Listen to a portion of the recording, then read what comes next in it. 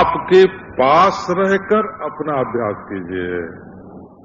इसमें प्रयास की मनाही नहीं है, यत्यता का सर्दी गर्मी पड़े तो, कभी बुखार उखार जुकाम हो जाए तो बोले धीरे ही उसको सह लीजिए। तो विवेक चाहिए, पंडिताई माने विवेक चाहिए, सहिष्णुता चाहिए, अंतर्मुखता चाहिए और निरंतर अपनी नित्य शुद्ध बुद्ध स्वरूप भूता जो मुक्ति है तो उसका चिंतन चाहिए। चित्तस्य शुद्धये कर्म न तु वस्तुपलब्धये वस्तु सिद्धिर विचारेण न किंचित कर्म कोटिभिः सम्यक विचारत सिद्धा वस्तुपलब्धि। लो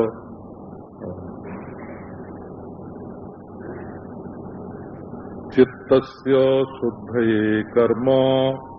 बोले भाई तुम कहते हो कि सब काम छोड़कर आत्म तत्व का विचार करो, तो शास्त्र में तो कर्म करने का बड़ा भारी विधान है।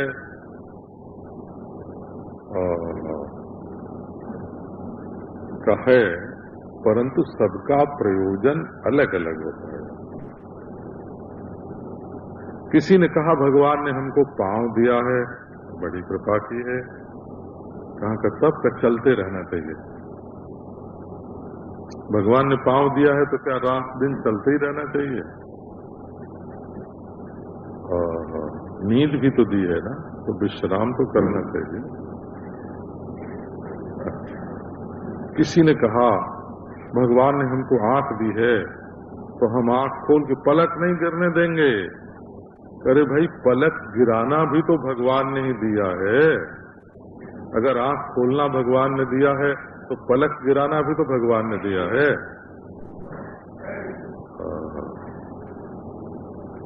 तो बोले जिसका अब देखने के लिए आंख है, करने के लिए हाथ है, चलने के लिए पांव है, तो सबका अपना अपना प्रयोजन होता है। किस मतलब से क्या चीज है उसको समझना चाहिए। चित्तस्य शुद्धये कर्म। कर्म किस लिए है? चित्त की शुद्धि के लिए है। चित्त की शुद्धि कर्म से कैसे होती है? आप देखो, कभी आपने कोई गलत काम किए होंगे, ऐसा सोचना गलत तो नहीं होगा ना? हमसे तो कई गलत काम हुए, आपसे न हुए हों तो आपका हृदय बड़ा पवित्र है। तो जब हम गलत काम करते हैं तो उसका फल जब आता है तब दुख होता है। अच्छा, फल आने के पहले ही जब हम गलत काम करने लगते हैं तो फिर हमारे दिल में धड़कन बढ़ती है और चिंता होती है कि किसी को मालूम न पड़ जाए।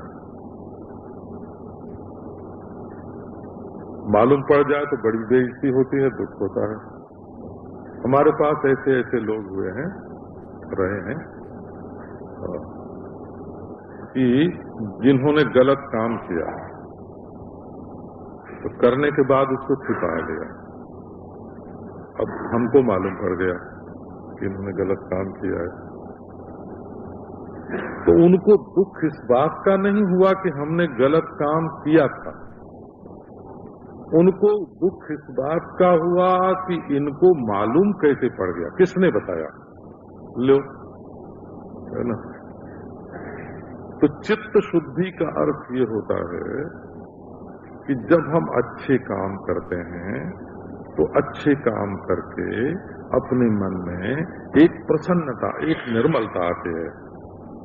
आप दिन भर में 2 प्यासों को गिलास में पानी देते हैं, आप किसी भूखे को थोड़ा अन्न देते हैं, अच्छा, आप किसी विद्वान सदाचारी का सत्कार करते हैं तो आपके मन में प्रसन्नता होती है कि नहीं, निर्मलता होती है कि नहीं? ये जो मन में निर्मलता आती है, किसी को तो अपनी अपनी प्रकृति है, किसी को झाड़ू लगाकर निर्मलता आती है, किसी को चींटी को आटा देकर निर्मलता आती है, किसी को चिड़िया को चारा देकर निर्मलता आती है, किसी को रोगी को दवा दे के निर्मलता आती है। और देखो, आपको अपना काम करने के बाद अपना हृदय पवित्र होता है कि नहीं? तो कर्म कुछ हटाता है, कुछ सटाता है। यदि अच्छे काम आप करेंगे तो बुराइयां हट जाएंगी, अच्छाइयां आपके चित्त में आ जाएंगे। अच्छा, अब आप एक बात पर ध्यान दो। जैसे हमें आंख से कोई चीज देखनी है, यहाँ मौजूद है, घड़ी मौजूद है, हम आंख से देखते हैं। अच्छा, अगर आंख पर जाला आ जाए तो, पानी आ जाए तो हम एक काम करेंगे, रूमाल से अपनी आंख पोंछ देंगे। तो आंख पोंछना कर्म होगा, उससे क्या होगा, हमारी आंख साफ होगी, और आंख साफ होने पर यहाँ मौजूद घड़ी दिखाई पड़ेगी। तो ऐसे ये जो बुद्धि है वो मलिन हो गई है, छोटी वस्तुओं को देखते देखते, पकड़ते पकड़ते। तो जब वैदिक कर्म किए जाते हैं वो भी मनमाने नहीं, मनमाने कर्म तो अहंकार को बढ़ाते हैं। मनमाना किया हुआ जो अच्छा काम है वो अहम भाव को बढ़ाता है। मैंने कितना बढ़िया काम किया, कितना अच्छा काम किया। और छोटा मोटा काम भी यदि सद्गुरु और शास्त्र की आज्ञा से किया जाए तो वो अभिमान को मिटाता है और अपनी प्रेरणा के मूल स्रोत का स्मरण कराता है। जब आदमी मनमाने ढंग से काम करने लगता है तो समझ जाना चाहिए कि अब इसके भीतर अहम भाव का उदय हो गया है। अहम भाव का उदय जिसमें हो जाता है वो जिज्ञासु नहीं होता है। इसको गुरु लोग जानते हैं, इसको चेला लोग तो जानते ही नहीं है इस बात। तो हमने कितना बढ़िया काम निकाला। एक मुसलमान संत ने कहा है, फकीर ने, कि अपने मन से किया हुआ अच्छा काम अभिमान उत्पन्न करता है और अपने बड़ों की आज्ञा से किया हुआ मामूली काम भी अभिमान को मिटाता है। ईश्वर के मार्ग में चलने के लिए अभिमान मिटाने की जरूरत पड़ती है। माला पहनने के लिए सत्संग में नहीं जाया जाता। ओहो, कि हमारी तारीफ करके यहाँ खूब माला पहनाई जाएगी, हमारी बड़ी इज्जत पड़ेगी, लोग समझेंगे कि बहुत बड़े आदमी हैं। माला पहनने के लिए सत्संग में, तारीफ सुनने के लिए नहीं जाया जाता। तो खुद तो मन से बुरा बुरा काम करते हैं, बोले भाई भरी सभा में एक बार तारीफ हो जाएगी तो थोड़ी शांति मिलेगी। इसके लिए नहीं है सत्संग। बोला, बंदूक से निशाना लगता है ये ठीक है, परंतु उसको पहले साफ करना पड़ता है। आंख से मौजूद वस्तु दिखती है, ये सही है, परंतु आंख में कोई दोष नहीं होना चाहिए। उसकी चिकित्सा पहले कर लेना चाहिए, धो लेना चाहिए, दवा डाल लेना चाहिए, पोंछ लेना चाहिए, धुंध मिटा लेना चाहिए। तो आंख को ठीक करने के लिए दवा की भी जरूरत पड़ती है, पोंछने की भी जरूरत पड़ती है, परंतु वस्तु तो उस ज्ञान से जो लौकिक अनुभव से जन्य नहीं है। इसमें भी एक बात है, ये जो तत्व ज्ञान है, आत्मा की ब्रह्म रूपता का ज्ञान, ये लौकिक अनुभव से जन्य नहीं है, ये अपौरुषेय वाणी से, जिसकी समझ में अपौरुषेय नहीं आवेगा, एक ऐसा ज्ञान होता है जो जीव का बनाया हुआ नहीं है, एक ऐसा ज्ञान होता है जो ईश्वर का बनाया हुआ भी नहीं है।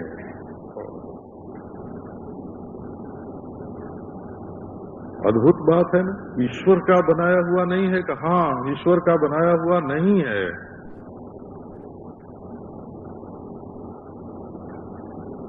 अच्छा, ईश्वर ने ज्ञान बनाया, कहाँ जब बनाया उसके पहले तो ईश्वर के पास ज्ञान नहीं था ना। अगर ज्ञान नहीं होगा तो बनावेगा कैसे?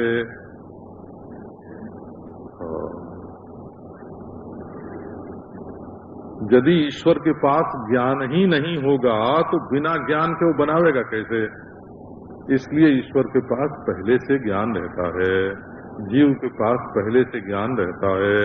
वो तो जीव और ईश्वर का स्वरूप है, इसलिए ज्ञान हमेशा अपौरुषेय होता है, सच्चा ज्ञान। वो पुरुष का बनाया हुआ नहीं होता है।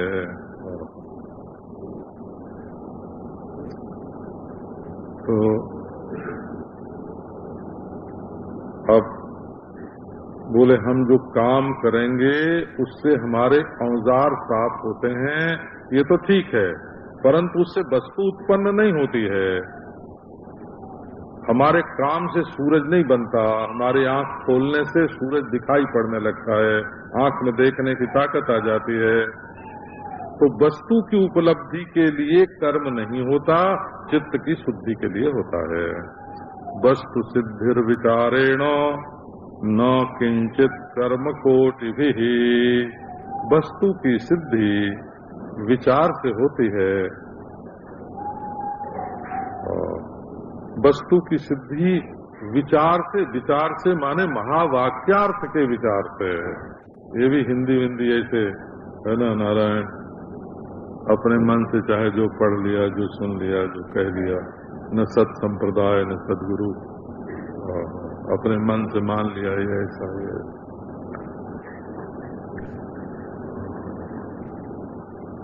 वस्तु सिद्धिर विचारेण, तत्पद का अर्थ पर विचार करो, त्वम पद के अर्थ पर विचार करो, अति पद के अर्थ पर विचार करो। और जैसे तुम्हारे हृदयाकाश का महाकाश के साथ स्वरूपतः अभेद है, इसी प्रकार आकाश से भी परम सूक्ष्म ज्ञान स्वरूप आत्मा का ज्ञान स्वरूप ब्रह्म के साथ स्वतः सिद्ध अभेद है। वो स्वतः सिद्धता जो अज्ञात है, उसके लिए एक खास विचार करना पड़ता है। क्योंकि अज्ञान खास तरह का है, इसलिए खास तरह का अज्ञान मिटाने के लिए खास तरह का विचार करना पड़ता है, तब जाकर उस अज्ञान की निवृत्ति होती है। मूर्छा मिटाने के लिए ये विचार नहीं है, सुषुप्ति मिटाने के लिए ये विचार नहीं है, घटपट का जो अज्ञान है उसको मिटाने के लिए नहीं है। अपनी आत्मा के बारे में जो भ्रम हो गया है कि ये परिच्छिन्न है, उसको मिटाने के लिए, उस भ्रम को मिटाने के लिए ये विचार है। ये कर्म से भ्रम नहीं मिटता। सम्यक विचारतः सिद्धा वस्तुपलब्धि, वो जो पहले श्लोक में कहा गया है न तो वस्तुपलब्ध है, वहां से वस्तुपलब्धि को लेंगे और यहाँ तक वाक्य पूरा हो जाएगा। सम्यक विचारतः सिद्धा वस्तुपलब्धि यथा रज्जु तत्वावधारणा भ्रांति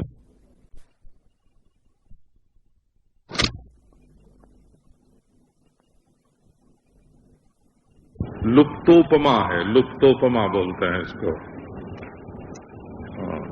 साहित्य की रीति से इस अलंकार का नाम लुप्तोपमा है। लुप्तोपमेय भी होता है, लुप्तोपमान भी होता है, लुप्तोपमा भी होता है। इसमें उपमा वाचक जो यथा तथा शब्द है ना, उनका लोप हो गया है।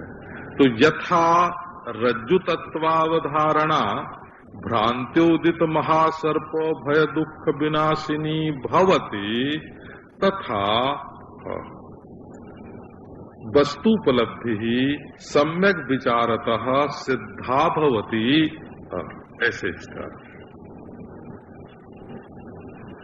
पहचान लेने से, मैं खलिहान में सो रहा था, घर के लोग मना करते कि मत जाओ, हम तो जाके सो जाते। बच्चे थे तो हमारे चाचा एक दिन कंबल अंबल ओढ़ के रात को, और कैसी भयंकर बोली बोलते हुए महाराज, और 4 हाथ धरती पर लगा के पशु की तरह आए। अब मैंने दूर से देखा और ये डर गया, दिल कांपने लगा, कौन है कौन है कौन है ना। अब मैंने देखा कि वो हाथ में उनके लठिया थी, तो धरती पर घसीटते हुए चल रहे थे। मैंने कहा अरे कोई पशु हाथ में लठिया लेके थोड़ी चलता है, पकड़े गए हो।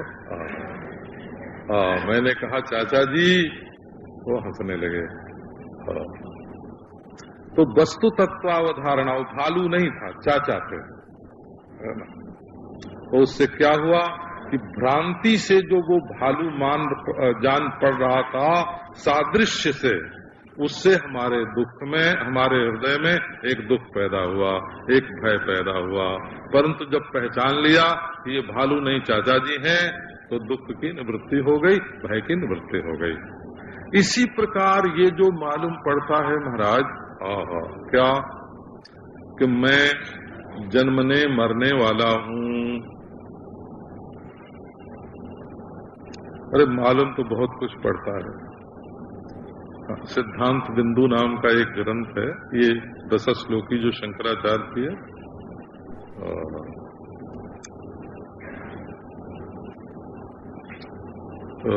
इस पर टीका है मधुसूदन सरस्वती की, उसका नाम है सिद्धांत बिंदु। तो उसमें बताया कि मैं देह हूं, ये तो किसी को भ्रम होता ही नहीं है। तब क्या होता है कि मैं ब्राह्मण हूं, ये होता है, मैं हिंदू हूं, ये होता है, कि मैं मनुष्य हूं, ये होता है। ऐसे कि मैं पापी पुण्यात्मा हूं, ये होता है। मैं रागी द्वेषी हूं, ये होता है। मैं सुखी दुखी हूं, ये होता है। मैं जन्म मरण वाला हूं, ये होता है। मैं स्वर्ग नरक में जाने आने वाला हूं, ये होता है। ये क्यों होता है? इसके मूल में अपनी पूर्णता, अपरिच्छिन्नता का अज्ञान है, और उसके कारण अपने में परिच्छिन्नता का भ्रम है। वेदांती लोग अज्ञान और भ्रम दोनों को अलग अलग मानते हैं। हो अविद्या द्वितीय सचिवस्य, भामतीकार ने प्रारंभ किया। 2 तरह की अविद्या है। एक तो असली चीज को न जानना, और दूसरे का उसको दूसरी मान लेना। एक तो रस्सी को रस्सी पहचाना नहीं, ये अज्ञान है, और उसको सांप मान लिया, ये भ्रम है। ये अनंतर भावी है, अनंतर भावी। जहां जहां अविद्या होती है वहीं भ्रम होता है, बिना अविद्या के भ्रम नहीं होता। कर लो भाई। तो यदि आप ठीक ठीक अपने आत्मा को ब्रह्म रूप से जान लें, महावाक्यार्थ का विचार करके, तो बस काम बन गया। जैसे रस्सी को जान लेने पर भ्रांतियोदित, भ्रांति से उदित जो महासर्प है, उसके भय और दुख का विनाश हो जाता है। अर्थस्य निश्चयो दृष्टो विचारेण हितोक्तितः न स्नानेन न दानेन प्राणायाम शतेन वा। लो भाई, ये वर्णाश्रम धर्म के संस्थापक शंकराचार्य वो बोलते हैं। ये ऐसा क्यों कहा भाई? तो देखो, हमारे एक तो महात्माओं का संप्रदाय है शांकर संप्रदाय, और एक उनके नाम पर उड़नछू लोगों का संप्रदाय होता है। ये उड़नछू लोग होते हैं, वो ले उड़े। क्या ले उड़े? एक आत्मा ब्रह्म है, ले उड़े। अहम ब्रह्मास्मि, ले उड़े। तत्वमसि, ले उड़े। ले उड़े। ये ले उड़े लोग बाजार में बहुत मिलते हैं, और जो सत्संप्रदाय के अनुसार उसके ज्ञाता हैं वे बहुत कम मिलते हैं। तो शंकर भगवान केवल मैं ब्रह्म हूं इतना ही नहीं बोलते हैं, वो कहते हैं कि एक वर्ण है, एक आश्रम है, वर्णाश्रम के अनुसार मनुष्य को अपना धर्म कर्म करना चाहिए।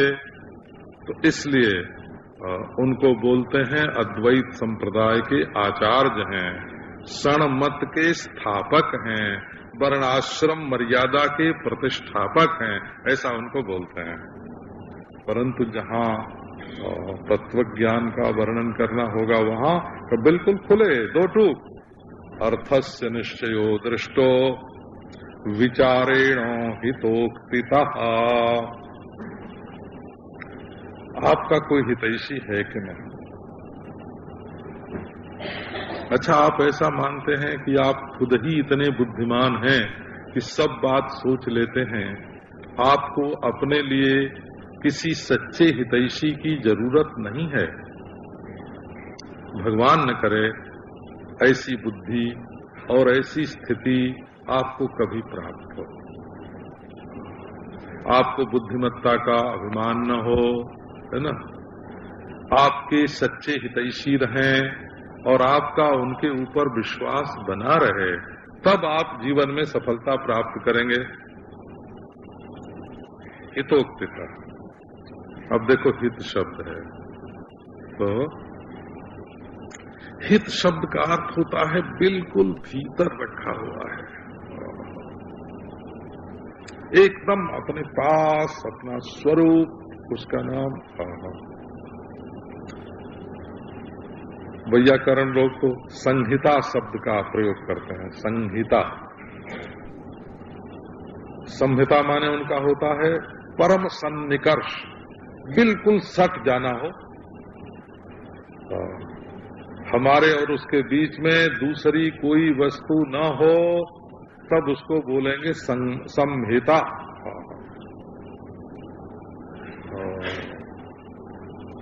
एकदम हित, ये हमारे हित हैं, ये हमारे हित संप्रदाय भी होता है। लेकिन एक बात आपको सुनाते हैं, हित माने क्या होता है, हमको तो उपनिषद से लेना पड़ेगा ना। शंकराचार्य की एक एक बात को हम उपनिषद से बता सकते हैं।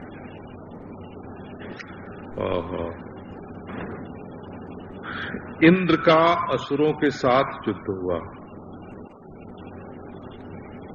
तो राजा प्रतर्दन उनकी सहायता करने के लिए स्वर्ग में गए। ये कथा पुराण की नहीं, उपनिषद की है।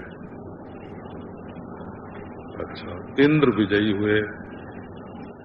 विजयी होने पर राजा प्रतर्दन पर बहुत प्रसन्न हुए। ये कौशीतकी उपनिषद में ये कथा है। कौशीतकी उपनिषद भी कोई छोटी मोटी उपनिषद नहीं है। ब्रह्म सूत्र के मूल सूत्रों में ही कौशीतकी उपनिषद के वचनों पर विचार किया हुआ है।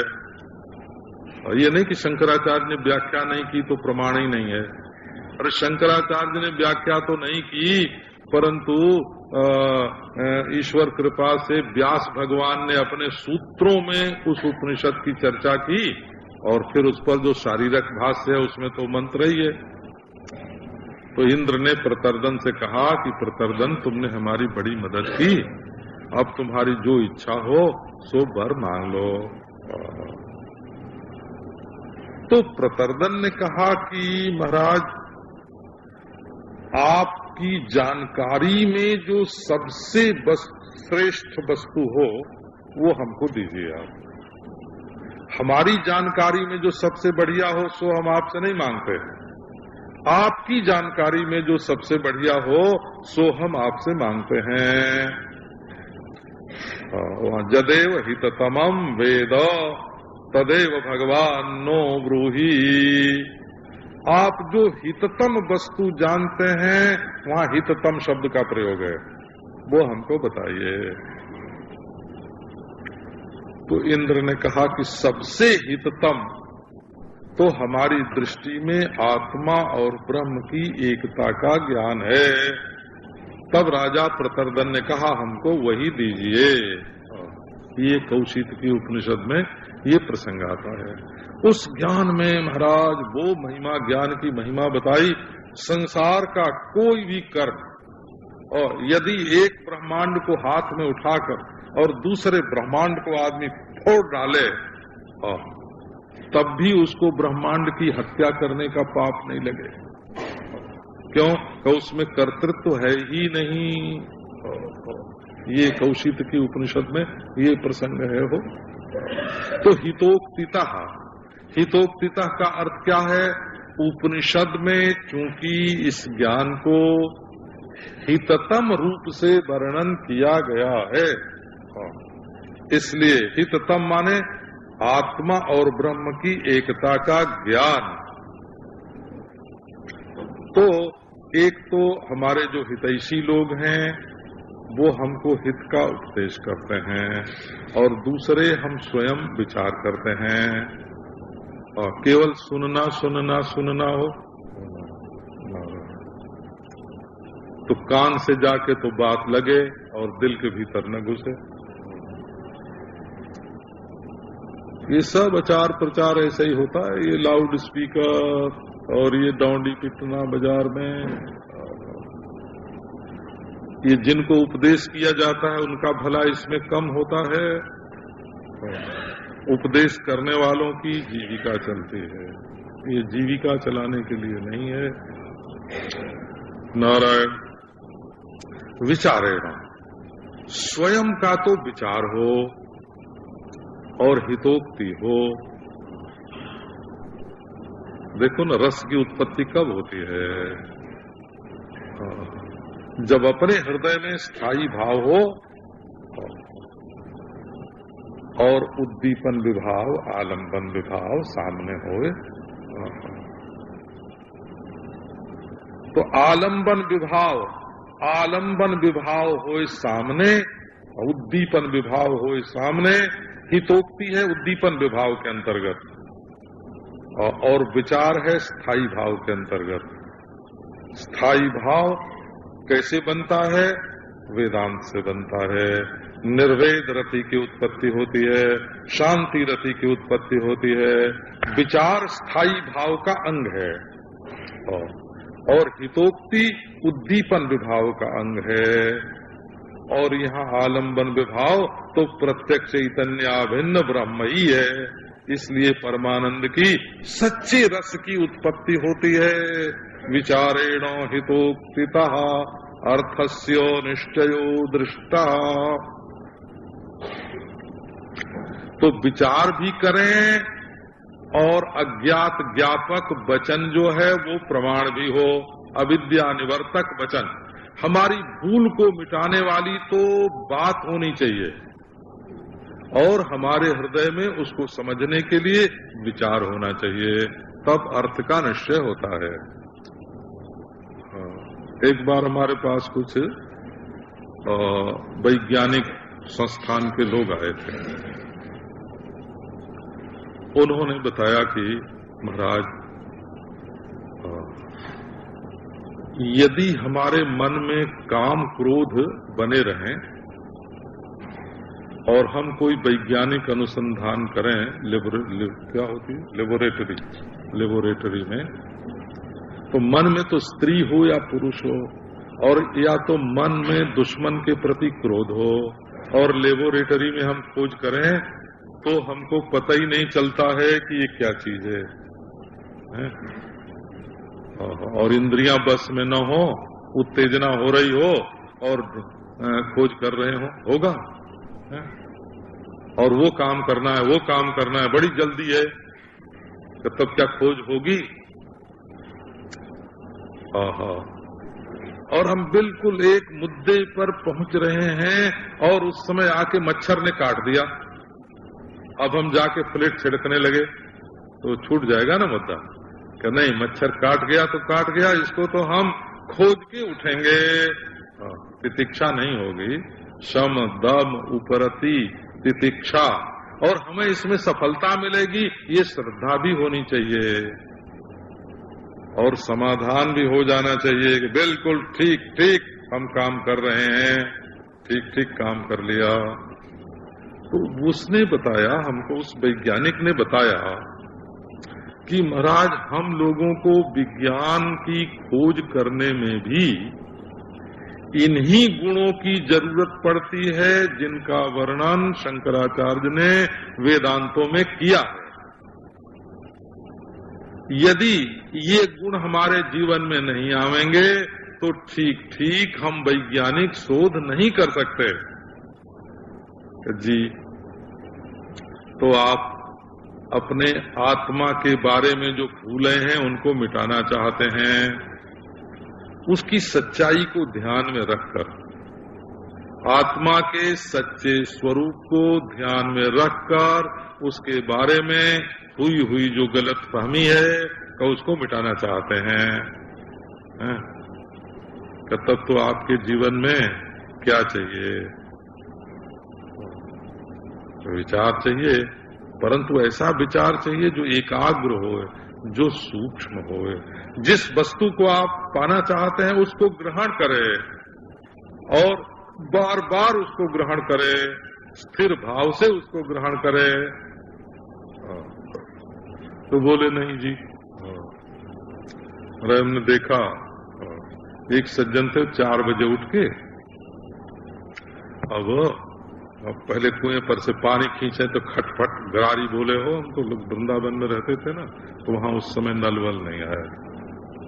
अब वो गरारी पानी खटाखट और फिर जोर से चिल्लाए। तो 4 बजे से लेकर 6 बजे तक तो उनका इस काम में बीत जाए। अब वो शांति से बैठ करके आत्मा और परमात्मा के बारे में चिंतन कब करेंगे? है ना, न स्नाने न दाने न, लगे हुए हैं, हमने ये दिया, हमने ये दिया, हमने ये दिया।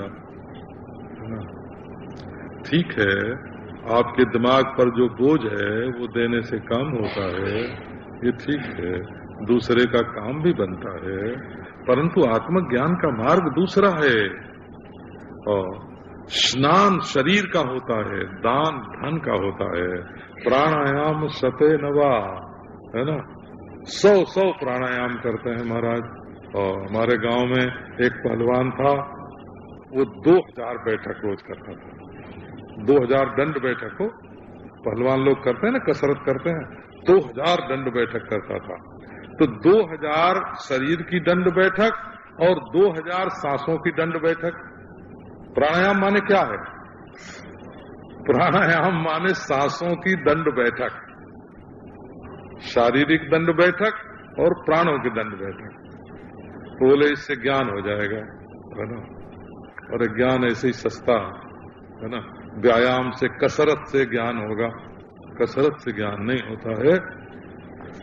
नारायण इसके लिए तो नारायण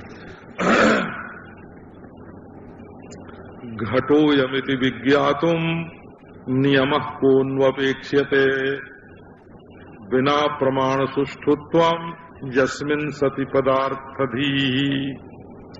अजी यह घड़ा है, ये जानने के लिए किस नियम की अपेक्षा है?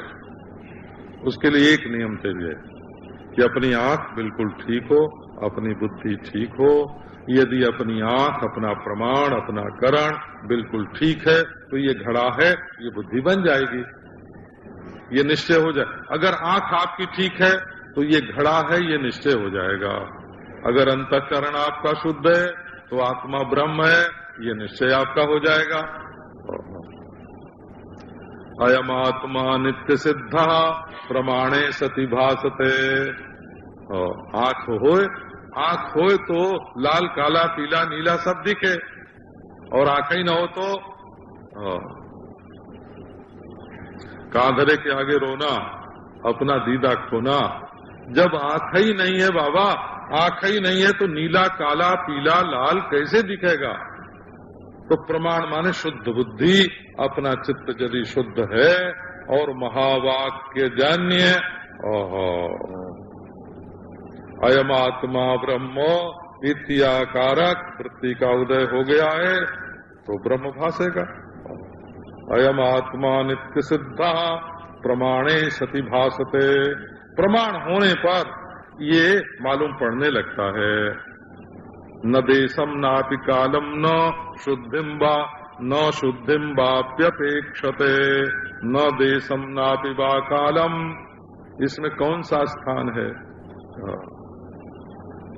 एक आदमी है वो दिल्ली में, तो जब मैं दिल्ली जाता हूँ तब वो हमारे पास आता जरूर है। इन लोगों को नहीं मालूम होगा।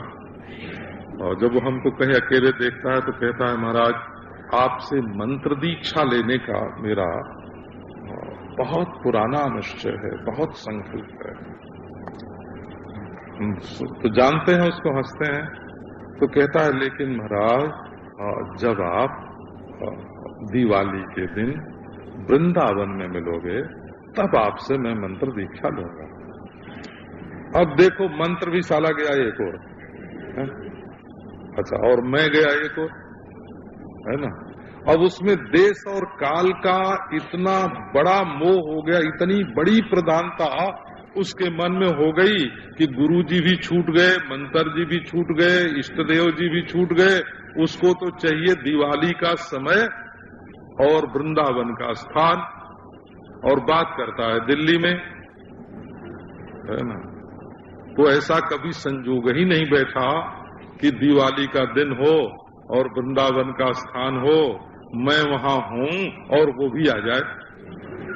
जिंदगी भर में ऐसा नहीं मिला हो अभी कभी, और हर बार वो ऐसे ही बोलता है। उसको गुरु चाहिए कि मंत्र चाहिए कि इष्ट चाहिए, सो नहीं लो। तो न देशम नापि वा कालम न शुद्धिम वाप्यपेक्षते।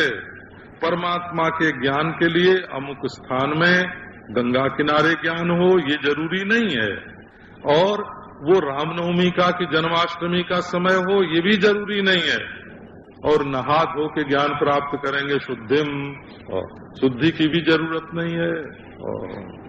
तब ज्ञान कैसे होगा? देवदत्तो हमित्येतद् विज्ञानम निरपेक्षकम। मेरा नाम देवदत्त है, मेरा नाम अखंडानंद है, मेरा नाम भाई शंकर पुरोहित है, मेरा नाम है ना कामदार है, गिरधर भाई है। इस विज्ञान के लिए, ये जानने के लिए हमको जब भूल जाता है, रात को सो जाते हैं, कुछ याद नहीं रहता, दूसरे दिन महाराज उठते ही मैं देवदत्त हूँ। तद्वत ब्रह्म विदोप्यस्य ब्रह्मा हमिति वेदनम। इसी प्रकार ब्रह्मज्ञानी के लिए भी बाहर की शुद्धि, बाहर का स्थान, बाहर का समय, बाहर का प्राणायाम, बाहर का दान, बाहर का स्नान, ये सब तत्वज्ञान के लिए जरूरी नहीं है।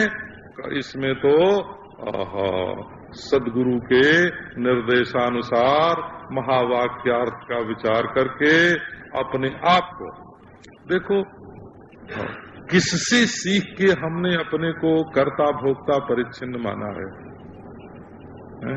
अब कहते हैं किस टाइम में मानना शुरू किया, किस जगह मानना शुरू किया, किसके सिखाने से मानना शुरू किया? अरे बिल्कुल भूल भुलैया में ही अपने को जब जीव मान बैठे हैं तो उसको दूर करना। आपने देखा है जीव कैसा है? फोटो लिया, हम बच्चे थे तो इलाहाबाद से एक पत्रिका निकलती थी, उसका नाम था परलोक। उसमें मरने वाली आत्माओं के फोटो छपा करते थे, है ना। अब वो कैमरे में आते हैं भूत अपना फोटो खिंचाने के लिए, है ना। तो इन सब बातों को धन्य, है ना, इन सब बातों को तो धन्यवाद ही देने योग्य है कि आके प्रेत ने फोटो खिंचवा लिया। तो भाई बिना किसी के सिखाए तुमने अपने आप को पापी, पुण्यात्मा, सुखी, दुखी, रागी, द्वेषी, संसारी, नारकी, स्वर्गी मान लिया है। अरे अब समझदारी के साथ इन पर विचार तो करो कि ये तुम्हारी मान्यता कहाँ तक सच्ची है, कहाँ तक झूठी है। वेदांत का उपदेश है तुम्हारी आत्मा ब्रह्म है। अच्छा अब कल भाई पश्यन्नात्मनिमायया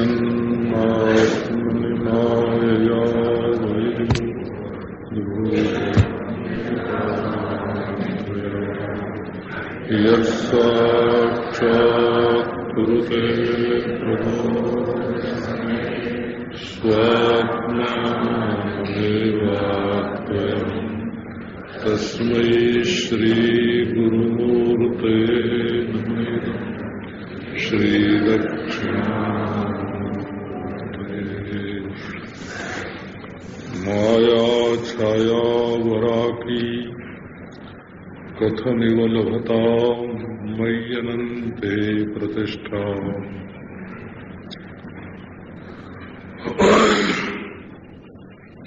माया छाया वराकी कथमिव लभतां मय्यनन्ते प्रतिष्ठा। अस्थाने चेश्वरत्वं द्रुहिण हरिहराहन्त वन्दे स्फुलिङ्गम्। अद्वैते द्वैतखेला गगन नलिनवत् स्वप्नवज्जीवमेला। श्री पूर्णानंदवाणी श्रुति शिखर सुधा स्वर्णदी न पुनातो। ओम शांति शांति शांति।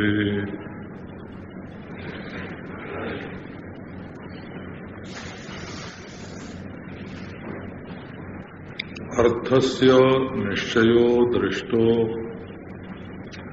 विचारेण हितोक्तितः न स्नानेन न दानेन प्राणायाम शतेन वा।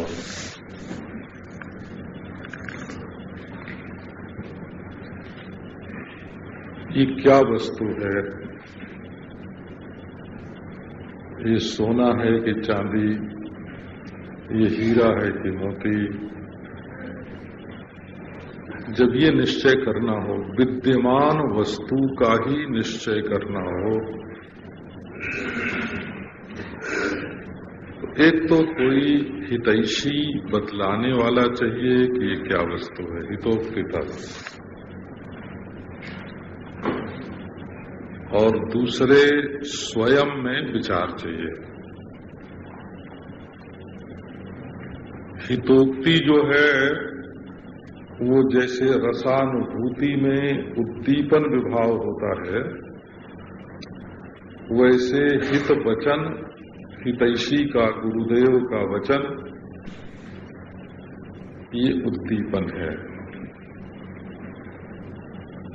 और विचार जैसे रसानुभूति में स्थायी भाव होता है, वैसे अपने अंतःकरण में रहने वाली योग्यता है, शक्ति है। तो कोई ठीक ठीक बतलाने वाला हो और अपने हृदय में उसको समझने की शक्ति हो, तो सामने वाली वस्तु क्या है इसका निश्चय हो जाता है। निश्चय जहां हजारों विकल्प हों कि ऐसा है कि ऐसा है कि ऐसा है, वहां हजारों में से एक है या हजारों से अलग है ये निश्चय करना पड़ता है।